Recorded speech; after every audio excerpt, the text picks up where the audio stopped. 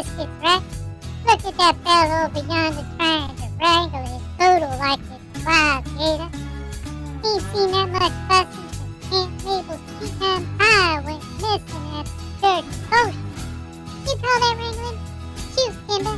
That dog's got more moves than a squirrel on espresso. Look, now he's running circles around the owner like he's trying to lasso the wind.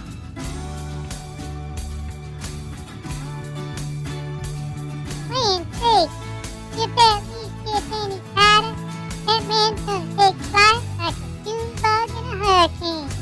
Ho, ho, and check out that fancy lady with the chihuahua in the tutu. Bet you 5 acorns she's got more outfits for that pup than I got nuts in my stash. Ain't that the truth? Why, back in my day, dog was lucky to get a bath, let alone a wardrobe change.